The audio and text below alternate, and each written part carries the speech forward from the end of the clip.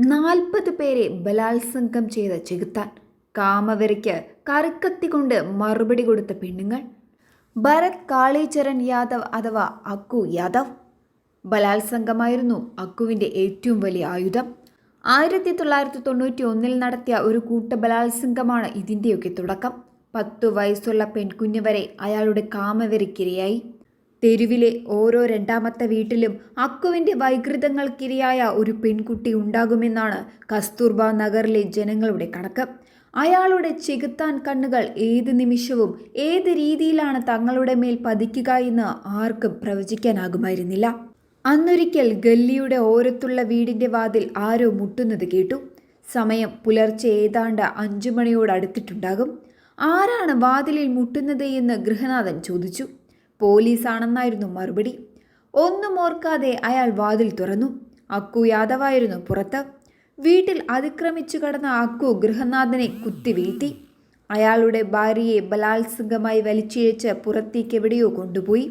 അക്കുവും കൂട്ടാളികളും ചേർന്ന് 3 മണിക്കൂറോളം അതിക്രൂരമായി ആ സ്ത്രീയെ ബലാത്സംഗം ചെയ്തു. കല്യാണ പിറ്റേന്ന് വരെ അക്കുവിനിരയായ പെൺകുട്ടികളുണ്ട്. ആശോ ബോർക്കർ എന്ന സ്ത്രീക്ക് അനുഭവിക്കേണ്ടി വന്നത് ഇന്നും വേദനയാണ്. സ്വന്തം മകളുടെയും അയൽക്കാരുടെയും മുന്നിൽ വെച്ചാണ് അയാൾ അവളെ ഉപദ്രവിച്ചത്.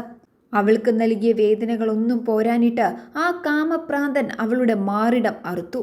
അവളെ ആ തെരുവിലിട്ട് വെട്ടിനുറുക്കി കഷ്ണങ്ങളാക്കി. അതേസമയം കൽമയ്ക്ക് അവൾക്ക് കുഞ്ഞ് ജനിച്ച 10-ാം ദിവസമാണ് അക്കുവും സംഘവും കൂട്ടബലാത്സംഗം ചെയ്തത്. അതിൽ മനംനൊന്ത് അവൾ സ്വയം ജീവനൊടുക്കി. മറ്റൊരിക്കൽ 7-ാം മാസം ഗർഭിണിയായ ഒരു പെൺകുട്ടിയെയാണ് അയാൾ വീട്ടിൽ നിന്ന് വലിച്ചിറക്കി തെരുവിലിട്ട് അവർ കൂട്ടബലാത്സംഗം ചെയ്തത്. 10-12 വയസ്സ് മാത്രമുള്ള പെൺകുഞ്ഞുങ്ങളെ വരെ അവൻ നരകം കാണിച്ചു. പരാതി കൊടുക്കാൻ മുതിർന്നവരെയെല്ലാം അയാൾ കൊന്നുകളഞ്ഞു, അല്ലെങ്കിൽ കൊല്ലുമെന്ന് ഭീഷണിപ്പെടുത്തി. പോലീസ് തന്നെ ഒന്നും ചെയ്യില്ലെന്ന് അയാൾക്ക് ഉറപ്പായിരുന്നു. അഥവാ അറസ്റ്റ് ചെയ്താൽ തന്നെ മണിക്കൂറുകൾക്കുള്ളിൽ അയാൾക്ക് ജാമ്യം ലഭിക്കും. 1998 ഒരു പെൺകുട്ടിയെ അക്കു ബലാത്സംഗം ചെയ്തു. പെൺകുട്ടിയുടെ കുടുംബം പരാതി നൽകിയെങ്കിലും അധികാരികൾക്കിടയിൽ അയാൾക്കുള്ള പിടിപാട് കാരണം നടപടികളൊന്നും ഉണ്ടായില്ല. ആ പെൺകുട്ടിയെയും കുടുംബത്തെയും ഉപദ്രവിക്കുന്നത് അയാളും സംഘവും തുടർന്നുകൊണ്ടേയിരുന്നു. അവരെ ആരെങ്കിലും പരാതിയുമായി വന്നാൽ അക്കുവിനെ ചോർത്തി കൊടുക്കും.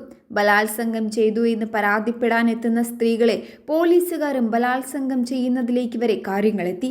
അതിനോടകം 25ഓളം കുടുംബങ്ങൾ അക്കുവിൽ നിന്നും രക്ഷപ്പെടാൻ കസ്തൂർബ നഗർ വിട്ടു. 2000 എത്തിയപ്പോഴേക്കും കാര്യങ്ങൾ കൂടുതൽ കൈവിട്ടു.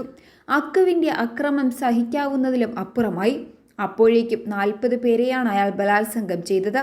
മറ്റ് കേസുകൾ വേറെയും. എന്നാൽ സ്ഥിതിഗതികൾ മാറി മറിയാൻ തുടങ്ങുകയായിരുന്നു.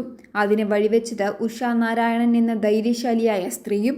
തൻ്റെ അയൽക്കാരി രത്നയെ പണം ആവശ്യപ്പെട്ട് അക്കുവും സംഘവും ആക്രമിച്ചു എന്ന പരാതിയുമായാണ് ഉഷ പോലീസ് സ്റ്റേഷനിലെത്തിയത്. വിചാരിച്ചതുപോലെ തന്നെ പോലീസ് അക്കുവിനോട് ഉഷ പരാതി നൽകിയ വിവരം പറഞ്ഞു. അന്ന് രാത്രി അക്കു 40 ഗുണ്ടകളുമായി ഉഷയുടെ വീട് വളഞ്ഞു. പരാതി പിൻവലിച്ചില്ല എങ്കിൽ അവളുടെ മുഖത്ത് ആസിഡ് ഒഴിക്കുമെന്ന് ഭീഷണിപ്പെടുത്തി. വാതിൽ തല്ലിപ്പൊളിക്കാൻ ശ്രമിച്ചു. എന്നാൽ പേടിച്ച് പിന്മാറാൻ ഉഷ തയ്യാറായിരുന്നില്ല. പോലീസിന്റെ സഹായം തേടിയിട്ട് കാര്യമില്ല എന്ന് മനസ്സിലായതോടെ ഇനിയുള്ള പോരാട്ടം താൻ ഒറ്റയ്ക്കാക്കാമെന്ന് അവൾ തീരുമാനിച്ചു. അവർ ഗ്യാസ് സിലിണ്ടർ തുറന്നുവിട്ടു. ഒരു തീപ്പെട്ടിയും കയ്യിലെടുത്ത് ഉറക്കെ വിളിച്ചു പറഞ്ഞു. ഏതെങ്കിലും ഒരുത്തൻ തൻ്റെ വീട്ടിൽ കാലെടുത്ത് വയ്ക്കാൻ ധൈര്യപ്പെട്ടാൽ തീപ്പെട്ടി ഉരയ്ക്കുമെന്നും തൻ്റെ കൂടെ എല്ലാവരും ചാവുമെന്നും അവൾ ആക്രോശിച്ചു. ഗ്യാസിൻ്റെ മണം വീടിന് പുറത്തെത്തിയിരുന്നു. കാര്യങ്ങൾ പന്തിയല്ല എന്ന് മനസ്സിലായതോടെ അക്കുവും സംഘവും പിൻവാങ്ങി. 2004 ഓഗസ്റ്റ് 7 അക്കുവിനെ നാഗ്പൂർ ജില്ലാ കോടതിയിൽ ഹാജരാക്കി. 500-ലധികം പേർ കോടതിക്ക് മുന്നിലും തടിച്ചുകൂടി. അയാളെ കോടതിയിൽ ഹാജരാക്കുമെന്നറിഞ്ഞ് അക്കുവിന് രഹസ്യമായി ആയുധം നൽകാൻ ഏതോ വിശ്വസ്തൻ കാത്തു നിൽക്കുന്നുണ്ടായിരുന്നു. കാവൽക്കാർ കണ്ടുപിടിച്ചിട്ടില്ല എങ്കിലും പ്രതികാരദാഹവുമായി കാത്തിരുന്ന അവൻ്റെ വൈകൃതങ്ങൾക്കിരയായ സ്ത്രീകളുടെ കണ്ണുകൾ അത് കണ്ടുപിടിച്ചു. അവർ ബഹളം കൂട്ടിയതോടെ പോലീസ് അയാളെ അറസ്റ്റ് ചെയ്തു. ദേഷ്യം കൊണ്ട് ജ്വലിച്ച അക്കു അതിന് താൻ പകരം ചോദിക്കുമെന്ന് അലറി. 6 ദിവസം കഴിഞ്ഞ് അടുത്ത വിചാരണയ്ക്ക് സമയമായി.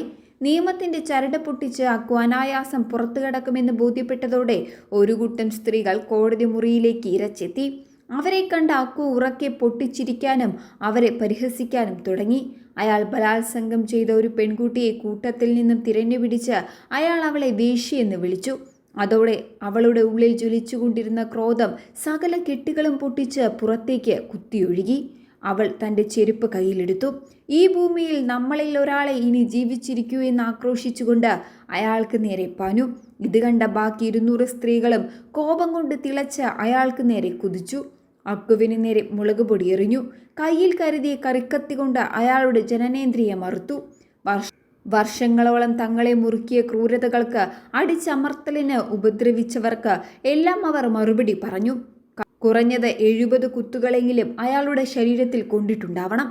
ഈ സ്ത്രീകളെ സംബന്ധിച്ചിടത്തോളം നിയമവ്യവസ്ഥ തങ്ങൾക്ക് സംരക്ഷണം നൽകിയിട്ടില്ല.